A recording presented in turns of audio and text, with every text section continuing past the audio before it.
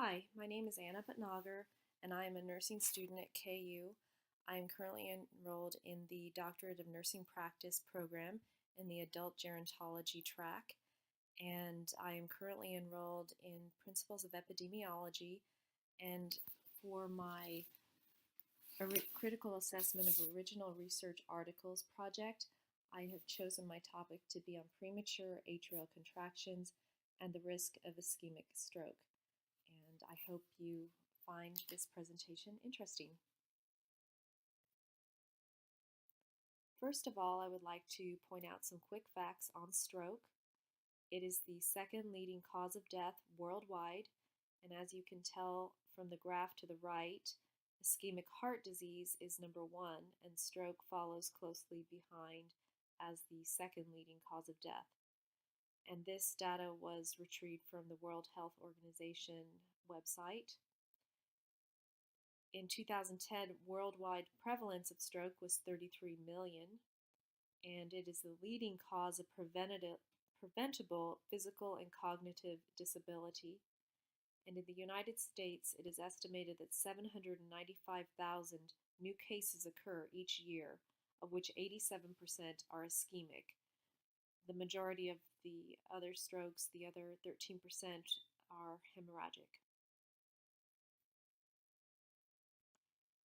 Premature atrial contractions are the exposure that's being explored in these studies, and I just wanted to quickly review the basics of what a premature atrial contraction is. It's a common cardiac arrhythmia that occurs when an atrial ectopic beat fires early before the regular sinus impulse, and so you have basically an early beat.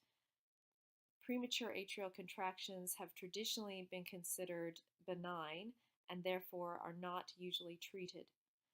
PACs are often asymptomatic, and they may be identified only on an EKG or Holter monitor. For example, a patient that's going in for a routine colonoscopy and is placed on a monitor, it may be discovered that they are having PACs. And you can tell from this diagram below, that blue arrow points out the premature atrial contraction followed by the QRS.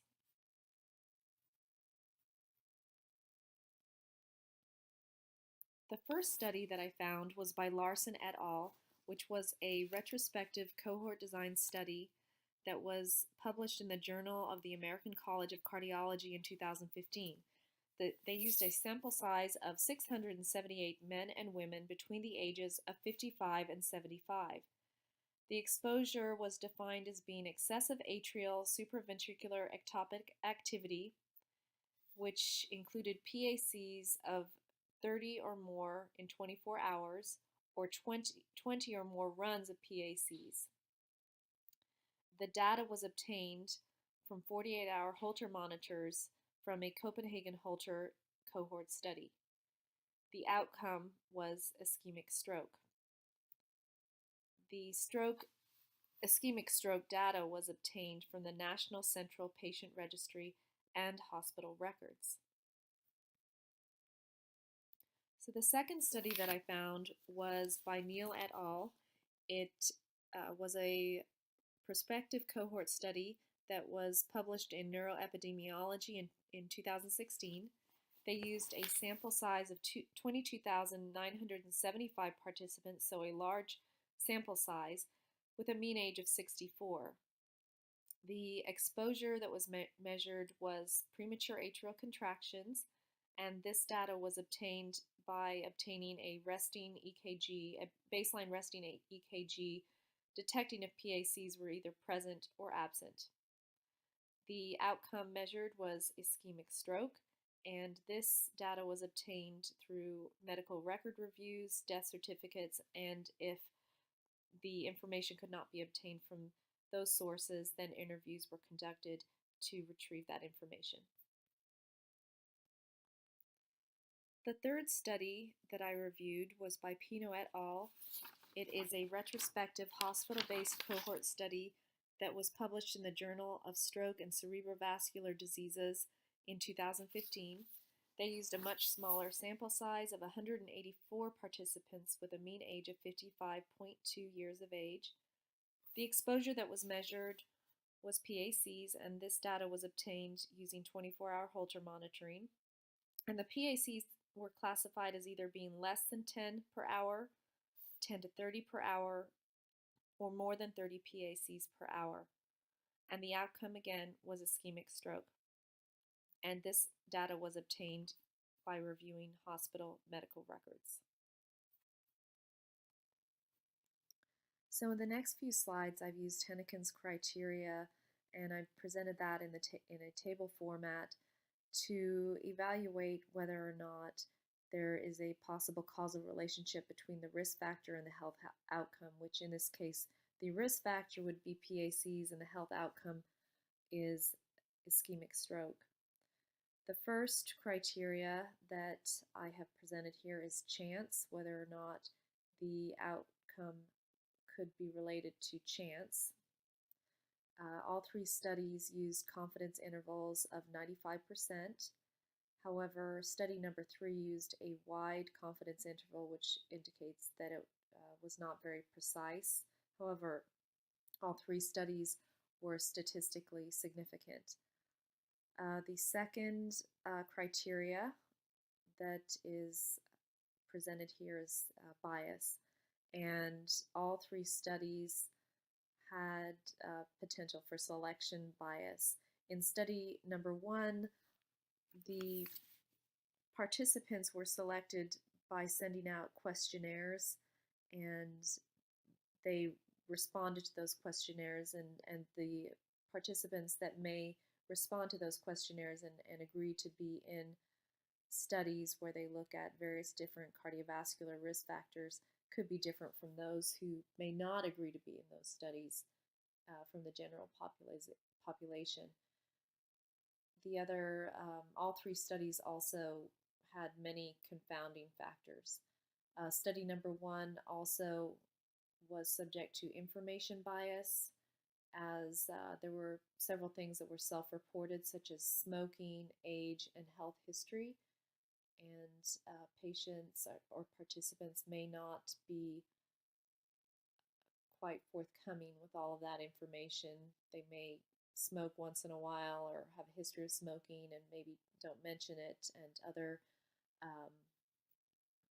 other health information may or may not be reported accurately, and therefore is subject to information bias. In study number 2, also selection bias was an issue.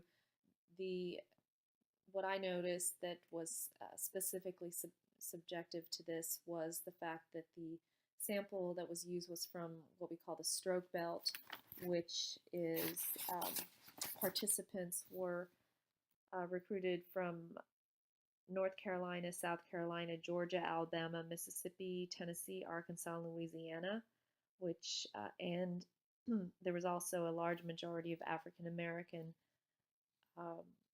participants in the study as well, since the original reason for the study was to evaluate geographical and racial differences in stroke. And this could definitely affect the results of the study. Detection bias was also another bias that I thought was a possibility, because the PACs were based on just one baseline EKG, which is, I don't think that's a very good way to gather that information. I think using long-term monitoring, either with a 24, 48-hour Holter monitor or even longer monitoring, would be much more accurate. And then also information bias, because there was a lot of information similar to study number 1, such as smoking, health history. That type of information was self-reported. And then also selection bias in study number 3. It was a hospital-based study, and they used a low sample size, and patients that are admitted to the hospital and involved in these types of studies may be subjected to other illnesses and comorbidities that would affect the results of the study.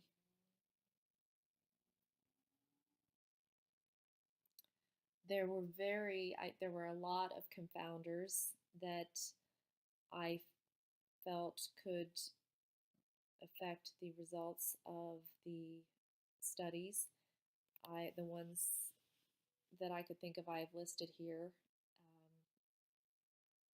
and I don't think it's necessary for me to read all of these. I think a lot of them are self-explanatory. There are risk factors for stroke that most people are aware of.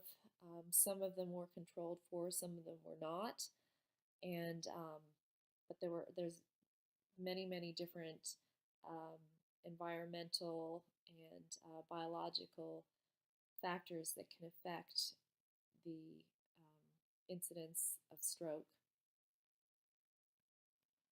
So here we have the last 5 of Henneken's criteria, which include strength of association, biologic plausibility, consistency, temporality, and dose response. Study number 1 and study number 3 did show a strong strength of association. However, study number 3 with a hazard ratio of 3.4 did have a very wide confidence interval of 1.12 to 10.32, and I believe that if that confidence interval was narrowed and tightened up, that hazard ratio wouldn't be quite so high. And also a wide confidence interval can indicate that the study was not very precise. Study number 2 showed a weak strength of association with a hazard ratio of 1.34. All 3 studies did show biologic plausibility. It is known that other atrial arrhythmias, such as atrial fibrillation and even some ventricular arrhythmias, can place people at risk for strokes, and so it does make sense that PACs, being an atrial arrhythmia, could also contribute to this risk factor. As far as consistency, all 3 studies did show consistency, but there were very few studies specifically linking PACs to the increased risk of ischemic stroke. I found the 3 that I did find were, there was one other one, but it included death as an endpoint, so I didn't use that one in the study. But there were very few specifically using PACs independently as a risk factor. There were many out there using other atrial arrhythmias such as atrial fibrillation, SVTs, ventricular arrhythmias. So, but the these studies were consistent with literature that is already out there. All 3 studies did show temporality. They were cohort studies, so they did show, were able to show incidence and a relationship with the exposure leading to the outcome. And then as far as dose response, only study number 3 showed a dose response. Number 1, they thought that their study would maybe show a dose response, but it was nonlinear, even though there was increased association, increased PACs and stroke. It was a nonlinear association and therefore could not be identified as a dose response association. Study number 2 did not show any dose response. They only used one baseline EKG, and the PACs were either present or not present. So they did not use a graduated number of PACs like the other studies did.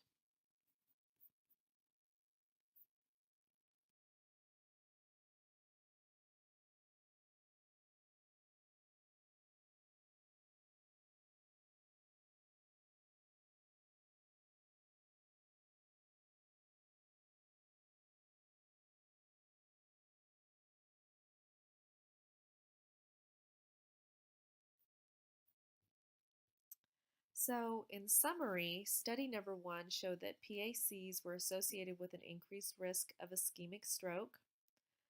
Study number 2 showed that PACs detected on routine EKG associated with an increased risk of non-lacunar ischemic strokes, especially in women. And study number 3 showed that PACs in patients with ischemic stroke were independently associated with an increased risk of reoccurrence.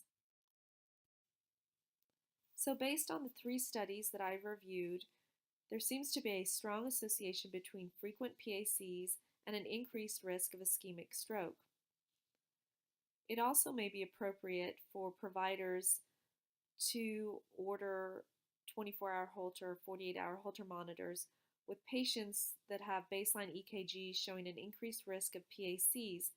They may benefit from long-term cardiac monitoring to identify the burden of underlying atrial arrhythmias and to determine whether or not some prophylactic treatment, such as anticoagulation, may be useful, or antiarrhythmics to control those arrhythmias. Also, high-quality prospective cohort studies are needed to provide clinical evidence to determine if frequent PACs are a risk factor for stroke. The next slide shows the references that I used, and if you have any questions, let me know. I hope you enjoyed this presentation, and I hope that you have found it useful. Thank you.